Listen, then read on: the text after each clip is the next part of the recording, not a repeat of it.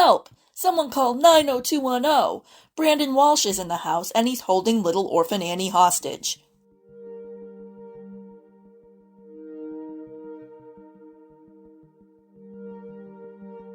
Hey everyone, welcome and thank you for joining me in Alphia today as we discuss the fourth Casteel movie, Gates of Paradise. If you haven't already, please subscribe to our channels. We've also done collaborations before on movies like The Burning Bed on Alphia's channel and No One Would Tell on mine. So, Gates of Paradise. I suspect we are firmly in Ghost Rider territory now. Andrew Niederman began to take over with Fallen Hearts. I don't know how much came from him and how much came from the alleged mystery drafts that V.C. Andrews left behind. I like to believe if V.C. Andrews had written the final 3 books in the Casteel saga, Troy would have probably stayed dead. I also like to think she would not have killed off Heaven and Logan in the 4th book in the same freaking way the Ghost Rider killed off Luke Sr. and Stacy Casteel in the 3rd book. I mean, come on!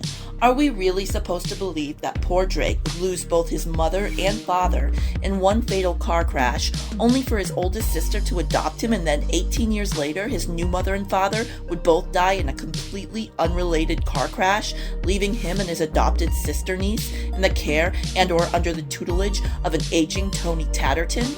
You know what? Never mind. This is not a coincidence. Clearly Tony is behind the deaths in the Casteel and Stonewall families' lives. He must have tampered with the brakes or something. Maybe made Logan drink that extra alcoholic beverage at Fanny's 40th birthday party. But let's back up a second and discuss what this book and movie is actually about, now that I've gone and spoiled one of the major plot twists for you all. Gates of Paradise, which should have been called the Gates of Hell in my opinion, takes place 18 years after the ending of Fallen Hearts. Heaven's daughter Annie is about to turn 18, and the story is told from the daughter's perspective. Annie was named after Heaven's grandmother, who was Annie Brandywine Casteel, at least in the book, not sure about in the movie.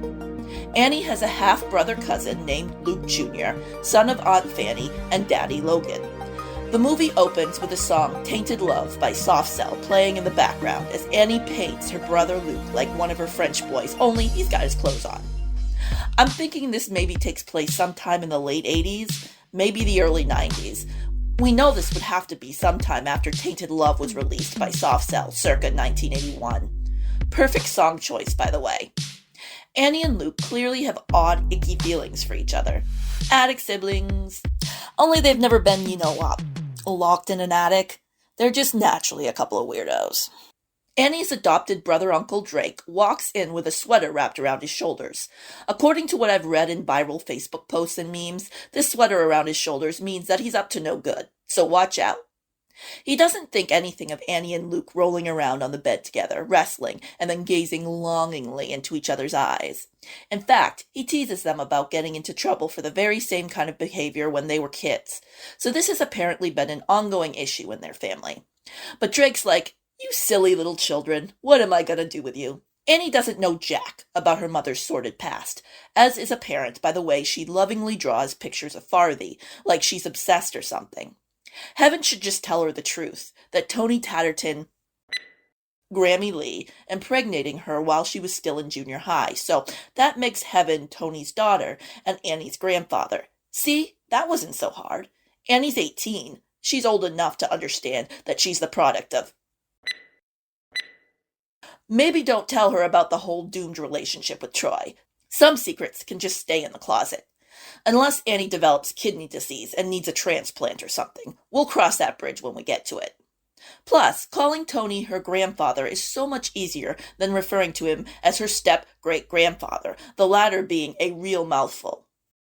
So moving on. For her birthday, her mother gives her Troy's cottage music box. Her father, Logan, gets his little girl a brand new car. Sorry, Heaven. So much for trying to win over your daughter's love with cheap sentimentality. Annie's sad because Luke will be going to Boston for college, or maybe she's sad because she's wearing a yellow top with purple pants and she's just not that self-aware. Not sure why Annie can't just go to school in the Boston area as well.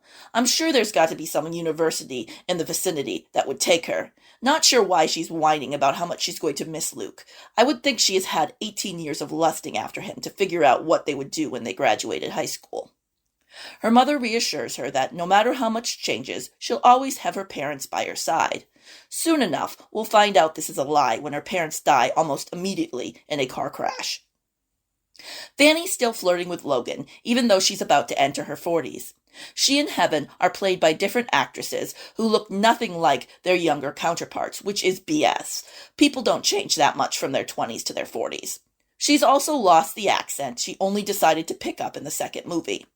She makes a scene dancing with her brother-in-law at her 40th birthday party, embarrassing the rest of the family.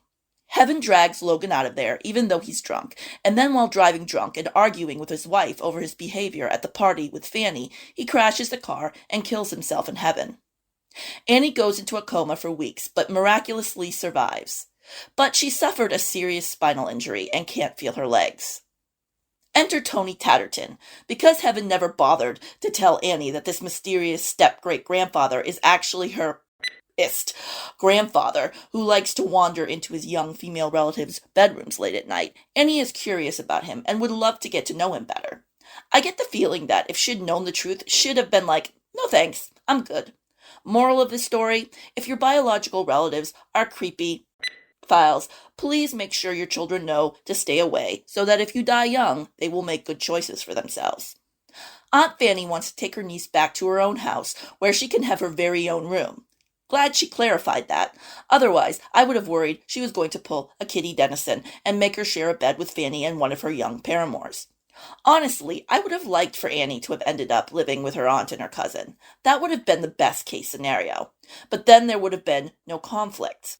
And besides, Luke is going to college, so he's not going to be there much anyways.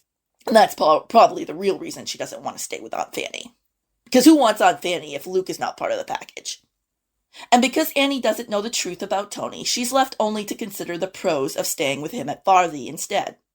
She'll be near her parents' graves. Bet Heaven's not too pleased with where her body ended up.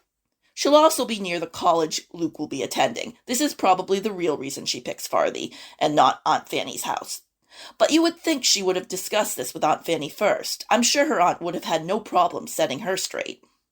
It should come as no surprise that Tony has sinister reasons for wanting to bring his granddaughter back to Farthy, where he will help her recover from her temporary paralysis. He's already won over Drake by making him regional manager of factory operations. I suspect that won't end well. Pros of Tony trapping Annie in his mansion home. He now gets to start over with a new young thing, who has no idea what kind of man he actually is. Though you would think that creepy kiss he gives her at the hospital would be a major red flag. Also, the way Tony refers to Annie's mother as my heaven. She's supposed to be his step-granddaughter. What's this my heaven business about? During the limo ride to Farthy, a nurse shoots up Annie with some sedative. That's not alarming. Not at all. But it's too late. She's already accepted a ride from the stranger her mother vaguely warned her about all of her life. She's just going to have to wait and see how this all plays out. Her nurse is named Nurse Broadfield. By that name alone, I don't trust her, and she doesn't even try to be gentle, shooting Annie up with sedatives willy-nilly and roughly scrubbing her back to prevent bed sores. Meanwhile, Annie's back looks like it's covered with one big red rash. Annie's personal maid Millie is nice, but she gets fired one day out of the blue. Annie also can't have a phone in her room. Apparently the doctor doesn't think it's wise for her to be able to have contact with the outside world. Sounds legit.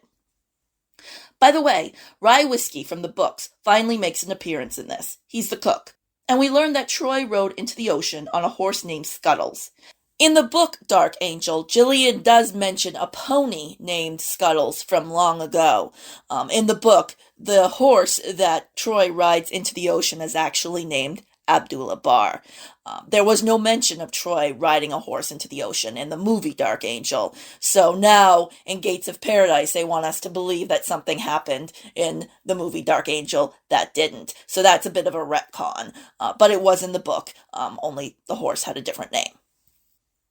Annie tries to get Tony to fire her nurse, but Tony's like, nah, don't you worry about a thing. This lady is great, the absolute best there is. I'll talk to her and ask that she stop with the senseless sadism, and it'll all be fine. Tony does finally tell Annie why her mother ran away from Farthy, but it's not the whole truth. He tells her that he made the mistake of trying to buy Heaven's love by selling her father a circus for $1 under the condition he cut off ties with his daughter. Honest mistake. Anyone could have made it. Annie wonders why Luke doesn't make it to their father's and Annie's mother's memorial service at Farthy. Drake says he's obsessed with some girl named Jessica. Annie knows this can't possibly be true. Not her Lukey. Luke stops by for a visit, but he gets intercepted by the evil Nurse Broadfield, who promises to give Annie a care package. Does she give it to her? No. Annie starts to get snippy with the nurse about her food. She calls it prison food, and the nurse pays her back by slipping something into her meal that makes her sick to her stomach. Annie finally convinces Tony to fire Nurse Broadfield. Broadfield sees her watching from the windows and laughs. Joke's on you, Annie. I wonder what she means by that. So now Annie is completely reliant on Tony, who keeps calling her by other names, such as Heaven. Weird. Annie, out of desperation, does something really foolish. She pushes herself to stand up from her wheelchair and takes some shaky first steps, and that's all it takes for her to jump to the conclusion that she's ready to bolt. But she ends up knocking the wheelchair down the stairs instead, and it makes such a racket that Tony hears. After this first failed attempt, she seems to think she's ready to try again, only this time she sends Tony out of the house to buy her more art supplies. He's so foolish that he actually thinks it's a good idea to leave this girl alone after she's already attempted to escape once. And she clearly didn't learn her lesson the first time, but at least she made sure Tony wasn't around to overhear any potential crashes and bangs as she makes her way down the stairs and to the front door. Rye Whiskey catches her, but just lets her go. He's on her side. He's just some helpful cook who apparently didn't serve enough of a purpose to be included in the previous two movies, but now that he's just going to stand there and watch Annie defy the man of the house, he's absolutely essential to the plot. Once outside, Annie sees Tony's limo pull in, but apparently the old theater saying that if you can see the audience, then they can see you doesn't apply to a girl in a wheelchair running away from a powerful man in a black limo a few feet away. She manages to make it into the maze, and who does she run into? Troy! She thinks he's looking pretty fly for a dead guy. She learns that Troy and her mother had some relationship years before that cannot be openly discussed, and Annie understands and doesn't pry further. But she does ask him for help escaping Tony. He doesn't have a phone, and he suddenly develops the inability to breathe off the Farthingale property, so he tries to kindly refuse, but she pushes him to help her for the sake of her poor dead mother, and Troy can't resist any longer. It was daytime before, but now it's suddenly nighttime, and I have no idea how they ended up in the woods. I thought they were in a maze. Tony's out searching for them, and he finds them trying to get away. So he brings Annie back to Farthy. So much for that weak attempt at a jailbreak. Good luck tricking Tony into leaving the house for art supplies again. Ain't gonna trick him 3 times. Late at night, Tony attempts to Annie, thinking she's Lee. Despite her fragile state, she manages to push him off of her. If a girl in a wheelchair is able to fight him off, he's not putting in 100%, I'll tell you that. A little later, Luke arrives at Farthy. He demands to see Annie. She finds a way to throw an object through the window and gets his attention. He runs up to her room. Tony's got a gun. There was no gun in the book. Luke and Annie manage to bolt while Tony calls out to her, but he keeps calling her Heaven. So now Annie ends up with Aunt Fanny and her brother-cousin Luke, where she should have ended up all along. She finds a note in her music box from Troy to her mother. She confronts Fanny, who confirms that Tony is Heaven's father, and that's why Troy referred to Heaven as his niece in the note. She tells Annie that Tony, her grandmother, she uses a euphemism for, but why not come out and say it? Her. It occurs to Annie that Fanny is not her blood aunt, and things start to connect in her mind. With Luke's help, she begins to walk. She pushes him to tell her that he's in love with her like she's in love with him. She started thinking that he might not be her brother, now that she's seen the note from Troy. Fanny comes out to tell them that Drake called and Tony is dead. Cut to his funeral service. Annie's walking with a cane now. Annie and Luke go to visit Troy. Annie shows him the letter she found. He's like, "Oh, wow, I remember writing this." I would hope so. How many farewell letters did he write to Heaven before parting ways with her forever? Luke is like, "But what does this all mean?" Annie is like, "Logan is not my father. Troy is. Get the picture? Guess who's not my biological brother after all?" I mean, it would have been nice if they got a blood test to prove it and didn't just rely on the fact that Troy had with her mother once, sometime before she was conceived. She could still theoretically be Logan's baby. But waiting for the blood test results would have taken too long and been too anticlimactic. This is a V.C. Andrews book, not Maury Povich. Nobody really cares what the test results say anyway. Back in the maze, Annie's like, "Kiss me, you fool," and so they kiss, and now I'm a little sad. This feels a little like the fate that should have been Heaven and Tom's once they found out they weren't related, and maybe it would have if he hadn't been destined for a hero's death instead, being torn apart by a lion while Heaven distracted their dad at the circus by dressing up like her dead mom. I have to say, I really liked Fanny in the book. She really came through for her orphan niece when she and Luke came to rescue Annie from her grandfather after getting a concerning call from Troy. In the book, Troy really got his together, despite still being, a hermit. When alive, he didn't care to be around people. After he was dead, being a hermit is just part of the package. He was so depressed in Dark Angel, but apparently fake dying gave him a will to live he'd never had before. He had a blast scaring poor Jillian, making her think she'd seen a ghost, then feeling bad when Jillian went and died of an overdose.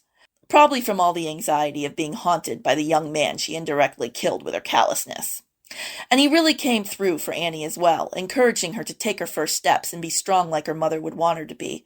Go Troy. That's what I'd like to see. Character growth. He was such a petty Betty Debbie Downer in the second book. In the fourth book, he had a little bit of the fighter in him, pushing Annie so that she didn't just sit in her wheelchair feeling sorry for herself. Acting like the father he really was to her, even though she didn't know it yet. And then, of course, there's the fact that he was the one who told Fanny and Luke to get their over to Farthy to come rescue Annie from his crazy brother. In the movie, it didn't seem like he had anything to do with that. He wasn't as much of a hero in the movie as he was in the book. Anyway, what are your thoughts on this movie, Alphia? Do tell. We are back at it like we never left. Thank you so much, Jennifer, and your recap was amazing. And might I add, my name is Alphia Williams, as Jennifer stated, and I thank you so much again for letting me tune into your channel and discuss with you again V.C. Andrews and just everything about this movie. So we watched Gates of Paradise, and of course, Jennifer gave her dialogue of the movie and the book, and I am super excited to unpack with her and just sit with her and have this tea time, and I appreciate it greatly. Let's get into it. Where do I begin? So we have Fanny once again in the movie. We have Heaven. Now these are different actors, and we have Logan, and they are older now, and of course that Heaven had a baby, a little girl named her Annie, and Fanny had a little boy named Luke. Where can I begin? So the movie opens up with Annie painting her brother, Luke, which is Fanny's son, and they're older now, and they're getting ready to go to college. The next day is Annie's birthday, and her mother gives her the little small cottage from where her Uncle Troy resides in the maze. Of course, remember, in the last movie, we find out that Troy was still alive, and him and Heaven had a come to Jesus meeting and made the most beautifulest thing, Annie. Logan, however, never finds out that Annie is not his child. And Annie learns later on in the movie that Logan is not really her father, but he is the guy that raised her, so he is her father, but not by blood. Now, some sad things happen in this movie, and it was just a mix of emotions, and I'm just going to unpack everything I can, and just, I'm going to go with it, and then it's all going to make sense. But let's take our time and discuss this. So Annie likes to paint. Her mother, the next day, gives her the little cottage, and her father gives her a red, brand new Tudor car. And, of course, her Uncle Drake, which was Luke Casteel's son, and his wife, I think her name was Stacy, if I can't remember. I'm not thinking what her name was. I think it was Stacy. Of course, they died in the last movie. So Drake is, I think, still raised by Fanny, and, he's older now, so Drake is, getting a job at Tatterton Toys, and he's super excited or whatever, and he actually catches Annie and Luke in an uncompromised position. even though they're siblings and they never really went past anything in the beginning of the movie. Luke was like, I remember when y'all was kids and Aunt Fanny caught y'all together and she had to tear y'all apart, basically. I mean, I don't think it's nothing like, I don't think they was kissing or anything, but I guess they started liking each other when they was kids, but they were siblings and they tried to keep it that way, even though they really weren't siblings by blood. But I guess since they was trying to keep it so Logan would never know. Fanny still had a soft spot for Logan because she would love to get him drunk and, you know, like half her weight. I'm gonna go ahead and say it. Heaven, what was you doing? I know you was trying to walk in forgiveness, but babe, what the hell was you doing? Of course, a couple of days later, they have a birthday party for Fanny, which is kind of weird, okay? Luke and Annie had a birthday party, which is kind of weird because they really didn't say that, because in the movie, remember, I think Luke was born first, or Annie was born. I think Luke was born first a couple hours before, and then Annie was, but they really didn't celebrate his birthday in the movie, which is kind of weird because I think the first one they really did was only born a couple hours apart, and I think Luke was the oldest. But anyway, it doesn't matter. So let's get back to the point. They have a birthday party, and Fanny has a birthday party for 40, and it says happy birthday turning 32 again, I think the sign said. And I'm looking like, honey, you're 40, just embrace it. So how old is Heaven is my question. So are you and Heaven a couple years apart? Well, got to be, whatever. So cool. Fanny tells Luke, not Luke, she tells Logan, go ahead and have you a beer. And she tells her niece, go ahead and get a beer. Your niece just turned 18. How the hell she gonna get a beer? She's not even legal to have a beer. But either way, Heaven's not happy. She's making her faces or whatever, and she's telling Logan to dial back or whatever. And of course, I forgot to say that Annie was really upset a couple days on her birthday, which was a couple days ago, was her birthday, and she was really upset because Luke, her brother, was going to go to college, to Boston, to be exact, and she was really, really sad. So fast forward, she's at her Aunt Fanny's birthday party, 40th birthday party, and Fanny is, how do I say this? Fanny's just like, dancing on everybody. She's still the same person she is, but these are different characters, different actors and actresses playing, because of course Annie is older, so they can't use the same Heaven because they look like the same age, and they can't use the same Logan because he was still young too, and then they can't use the same Fanny because she was way young too. They look young, and they may have not been that young, but I'm just saying. And they leave the party because Heaven wants to go, because of course she sees Logan and Fanny dancing on G-rating him like that's not her brother-in-law. Because remember, in the other movie, she slept with Logan. He had got drunk, and she took advantage of his vulnerable moment, and they conceived Luke, which is supposedly Annie's brother, which is not. But okay, cool. So they're headed home, and Heaven was like, why do you have to let Fanny do you like that? And Anna was like, Mama, you know how Aunt Fanny is, and I'm just go ahead and say it now, baby. Don't be sitting there condoning what your auntie was doing, because your auntie was wrong, and so was your daddy. But either way, they get into a car crash. Fast forward weeks later, Annie wakes up in the hospital, and of course, who's there? Tony Tatterton, touching Tony Tatterton with his little touchy-feely self, like, sir, you're too old. What the hell are you doing? You ought to be ashamed. Even when you was young, you ought to be ashamed. So what the hell? Just keep your hands to yourself. So Nurse Broadfield is the private nurse that he hired for Annie, and of course Drake is right there, and she's asking like what's going on. She's like, I can't feel my legs, Drake, I can't feel my legs. And he tells her what's going on, and of course she asks where her parents are, and he was like, it was a miracle that you survived, because he's like, you had been in a coma for a couple weeks now.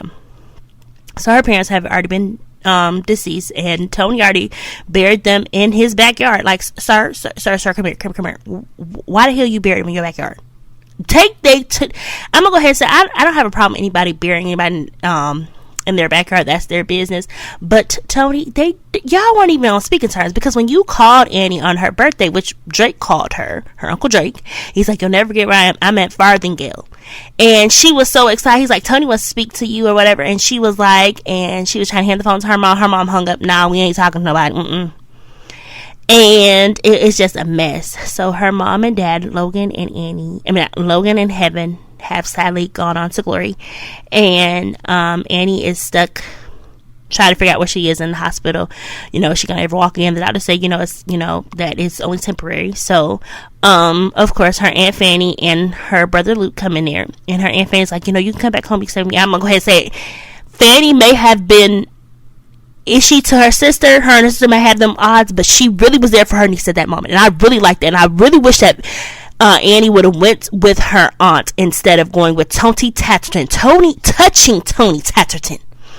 But she went with Tony Tatterton and was happy because I guess he shot her with some pictures of her mom. She was like, I'll go or whatever. So she goes to Farthingale. And while they're on the way there, the nurse actually stabs her with a needle. And I'm gonna go ahead and say, she's like, hey, warn me or whatever.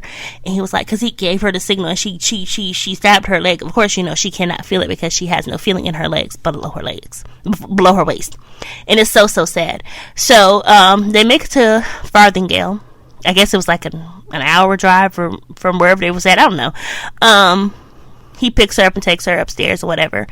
And they show her to the room, and he's like, this is the same room your mom, Heaven, lived in. I think Lee, which was her grandmother, which is the one that he essayed in the movie it talks about.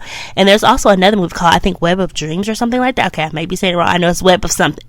And I watched it.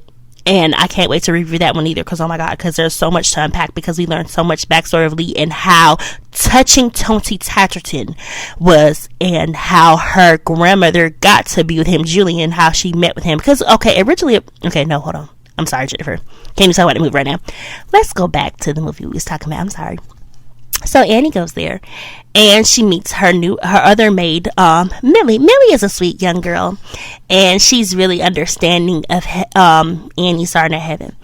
And she meets the chef, and a lot of things happen. Her grandfather does buy her some stuff so she can paint, because she's a painter. She likes to paint, so she gets that from her father, Troy, because Troy is her father, and she doesn't know Troy is her father. She finds out that later on in the movie. And so many things. Nurse Broadfield was just an a-hole. She was getting on my nerves. I was so glad when Tony let her go, because she was a witch for real. But I mean, like a witch. I can't say the be a word, so she was a witch. So let's unpack what else happened. Tony kept leaving a couple times, and he was leaving her Nurse Broadfield, and she would, give.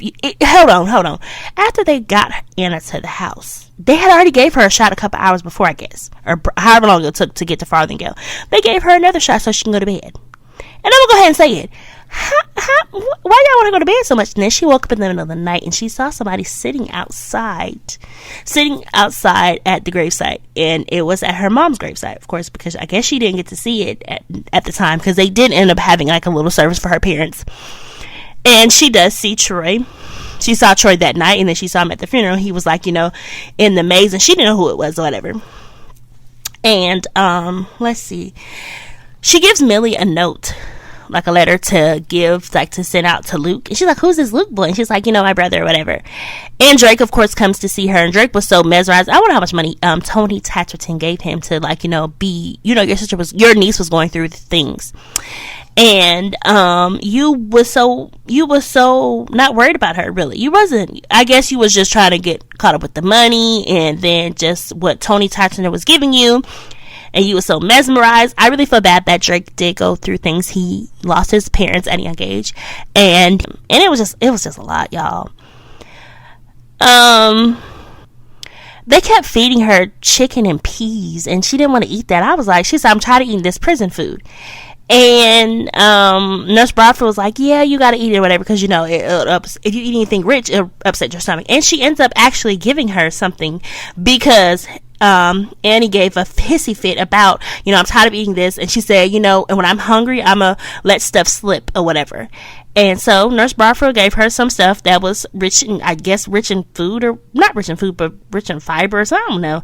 It made her go to the bathroom, and then when she was calling for Nurse Broadfield ignored her, and she was laughing to herself, and she haven't had an accident herself, and just so many things. Even when she first got there, she had bed sores, and she was scrubbing Annie's back. She was scrubbing really hard, poor thing. And she was like, oh, can you be a little easy? She said, well, you had bed sores, whatever. Nurse Broadfield was a bia, and she was getting on my nerves. I was so glad when Tony fired her, because at first Annie tried to bring to his attention, hey, she's not good for me. Can I get another nurse? He was like, she's highly recommended. And then he apologized when he fires her. But why did you I never got why he fired Millie. I guess because Millie and the chef was in there talking to her, and she was like, hey, you're upsetting her. And she told like, basically get out. And she was like, hey, either the pill or the needle. She's like, you choose. She's like, I'm not upset. And she's like, you choose. So she chose the pill and she relaxed. And I'm like, y'all just kept making her go to sleep. Okay, the first time Annie goes downstairs, I don't know why I keep trying to say heaven. I guess I was so used to saying heaven for 2 videos. Annie tries to go downstairs. She actually has an accident, and Tony, that's after Nurse Broadfield got fired. So Tony takes her in the bathroom. She's like, you don't have to do this, Tony. And I guess he was trying to raise her nightgown. She's like, no, get out of here. And he was like, I don't know, I was thinking, I'm sorry. He left or whatever. And I think the next day, no, later on that night, I think she saw something again. And no, I'm all over the place. I'm sorry. What had happened was she ended up going out of her room the next day because she told her Tony that she needed some paint supplies, which she had already squeezed the red tube down the toilet. And that's how she meets Troy. And she's telling Troy, hey, Troy, take me away. Take me to town. Like, can I use your phone? He doesn't have a phone. And she's like, you have the cottage that my mom had. And he was like, yes, or whatever. And she doesn't know who he is. I think he really didn't know that he was her father either. And it was just so much, y'all. He tried to escape with her, trying to take her to town. He was like, I know it's hard for me or whatever. And I felt so bad for Tony because I'm not Tony, Troy. He was just going through it, y'all. He was trying to take her through the woods, trying to take her in the wheelchair to go to get some help or whatever. Because she did ask Drake to tell Luke to come see her, and he was like, Luke has a girlfriend, he's not really worried about you, whatever. And I wonder, really, did he have a girlfriend? Because he kept mentioning about a girlfriend. I remember she even slapped Drake at one point because he came to visit her about them business cards. Because first he was like, I'm waiting for my business cards, I got this new adventure with Tony and everything. It was just like, y'all, it was crazy. And I believe Drake knew everything was going on, but Drake, I guess he was feeding him so much money, or he could have been like giving him half of the story, and Drake was just going with it. It was just crazy, y'all. And then when when Luke finally came and got her, it was just a rescuing moment, and she got taken back to her home. Her Aunt Fanny was happy to see her, and I'm just like, okay, if y'all knew she got taken by Tony Tatterton, I'm gonna go ahead and say, Fanny, why you didn't? Okay, at first I was rooting for you, but I had to figure out why the hell, Fanny. If you knew Tony Tatterton did a lot of things, because I'm pretty sure heaven had opened up to you about some things about Tony Tatterton, or just anything, just even if it was a little bit of stuff. Why did you not go get your niece?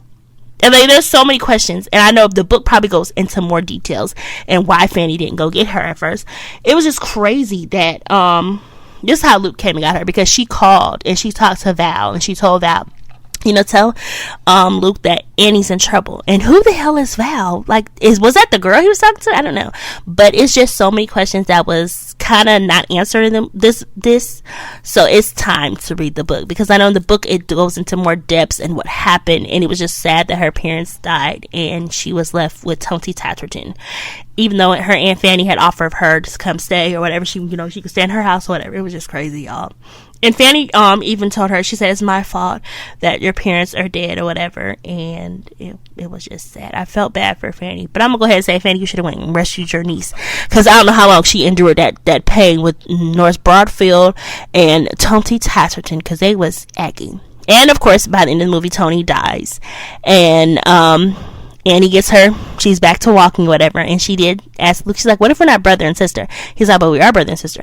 And then she's like, at the end, she's like, we're not brother and sister. He's like, well, I just found out 3 minutes ago you're not my sister. She was like, we were never brother and sister. And she said, you can kiss me, you can marry me, you do whatever you want to me. And I'm like, Lord, don't be like a cheap hoe. I'm just saying. But I mean, it was just funny how she just had that moment. Like, okay, they could have cut that one out. Yeah, she had to say that, because it kind of like felt like she was trying to say, yeah, I'm one of those, you know what I mean.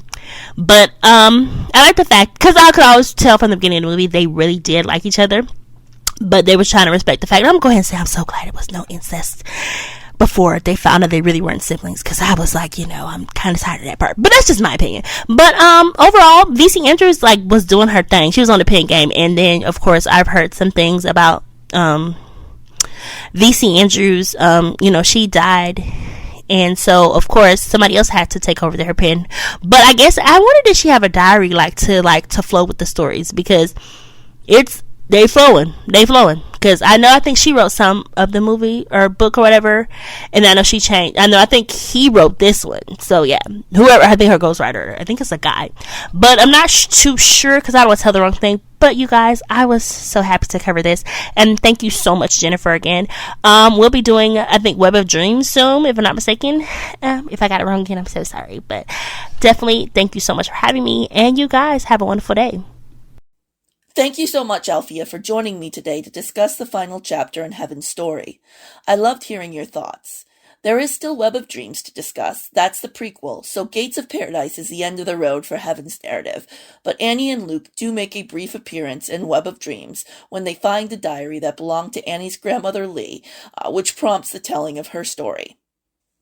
Before we wrap up, I do want to address something you mentioned, Alphia. I totally agree with you that Annie should have gone to live with her aunt, and I wish so badly that she had done that instead of going off with creepy Tony Tatterton.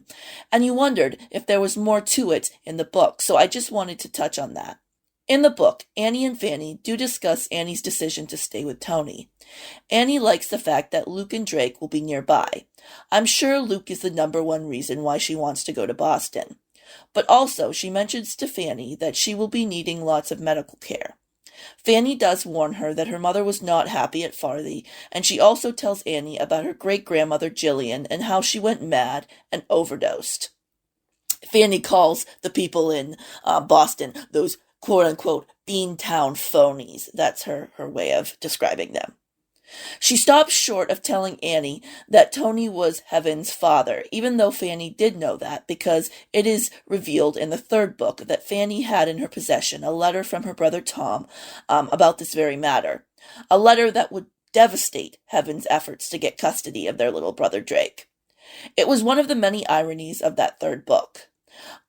Heaven feels so sad to think that her brother Tom, who always stood by her side when he was alive, had actually been the one to cause her to lose custody of Drake because he'd written this letter to their sister Fanny, stating that Luke was not really Heaven's father, and therefore Heaven wasn't a blood relation to Drake. If he had known his letter would have been used for such a purpose, I have no doubt he would have never written it in the first place. We already know how that whole saga turned out. Heaven paid Fanny off so that she could take custody of Drake despite her lack of blood relation. But the point is that Fanny knew the truth about Tony and Lee. But she doesn't tell Annie who Tony really is to her. Maybe she didn't realize the significance. After all, in the third book, Heaven's lawyer tells her that when Fanny revealed that Tony was Heaven's father, she didn't seem to understand the impact that would have on the custody battle. Fanny could be dense at times and just shoot off her mouth without thinking about what it was she was saying. She was from the backwoods where girls of 14 would get married and have kids. Her own mother was that young when she started her family. So she maybe didn't realize that Tony's actions made him dangerous to his granddaughter Annie because she had an upbringing that was quite toxic herself and maybe wasn't fully aware of just how toxic it was. But she did tell Annie, if you don't feel safe at any point, call me up and I'll be there. And in the end, she and Luke did come to rescue Annie. And I really respected her for being a responsible, caring aunt for once. I respected her for basically doing what any good aunt should do. I'm sure she didn't realize Tony could try to cut off Annie's contact with the outside world. Anyway, that's it for today. Thanks again, Alphia. Thank you to all you listeners for stopping by. Please share your thoughts on this series in the comments section, and please like and subscribe to our channels if you want to hear more of our content. I give the movie and book 3 stars. It's a guilty pleasure, and was little more than that for me. Take care, everyone.